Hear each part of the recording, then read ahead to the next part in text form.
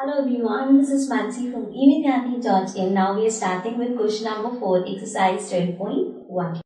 So in this question we have evaluate. So यहाँ पे आपको first part given है 8 raised to the power minus 1 into 5 raised to the power 3 upon 2 raised to the power minus 4.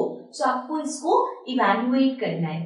Starting with the first thing, यहाँ पे आपके पास क्या है -1 और यहाँ पे अगर हम बेसिस देखें तो किसी का भी बेस सेम नहीं है. सो हम क्या कर सकते हैं, हम इसको we can right 8 as 2 raised to the power 3 because 2 raised to the power 3 क्या होता है 2 into 2 into 2 which is 2 2 is 4 4 2 is 8 means 8 को हम 2 raised to the power 3 लिख सकते हैं.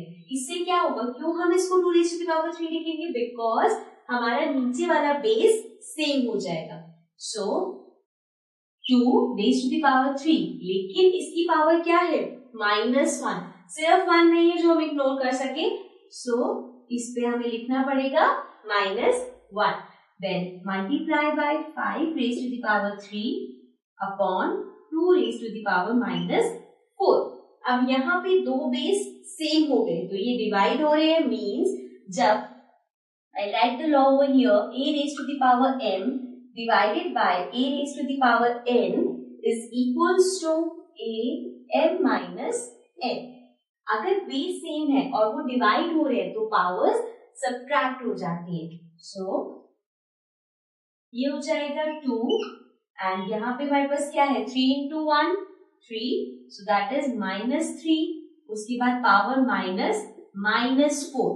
ये -4 नीचे की पावर हो गई एंड बीच में हमने माइनस का साइन लगा दिया.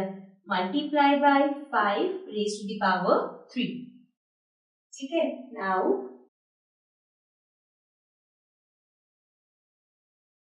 अब जब हम इसको सॉल्व करेंगे so we get 2 -3 minus minus plus, so +4 multiply by 5 raise to the power 3.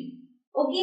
So now 2 -3 plus 4 plus minus minus. So this we get 1 और साइन किसका आएगा, बिकॉज 4 के साथ प्लस का साइन है. So वो बड़ा नंबर है इसलिए यहाँ पे सिर्फ +1 आएगा. Multiply by 5 raise to the power 3. अब हमें इसे सॉल्व करना है. So we get 2 into 5 raise to the power 3 का मतलब क्या है 5 into 5 into 5. So let's multiply this. 5 into 2 is 10. 5 5s are 25. Now 25 into 10 is 250. So the answer to the first part is 250. Okay. So this was the first part. Now let's come to the next part. Now coming to the second part. Second part में we have 5 raised to the power -1 into 2 raised to the power -1 in brackets and then multiply by 6 raised to the power -1.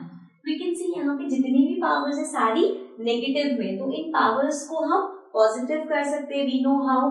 Then अब और कोई यहाँ पे common base भी नहीं है. सो हमारे पास एक ही ऑप्शन है कि हम इन पावर्स को पॉजिटिव करें. So if a raised to the power -1, then इसको पॉजिटिव करने के लिए we can write it as 1 upon a raised to the power m. So now ये हो जाएगा 1 upon 5 raised to the power 1 multiply by 1 upon 2 raised to the power 1 and then multiply by 1 upon 6 raised to the power 1. Now since 1 अब यहाँ पे positive है, so अगर 6 raised to the power 1 है तो it means it is 6. 2 raised to the power 1 is 2 and 5 raised to the power 1 is 5. अब हम इसको मल्टीप्लाई कर सकते हैं. So we get 1 upon 5 into 2 10 multiply by 1 upon 6. So 1 into 1, 1 upon 10 into 6, we get 60. So 1 upon 60 is the answer. This was question number 4. Now let's come to the next question.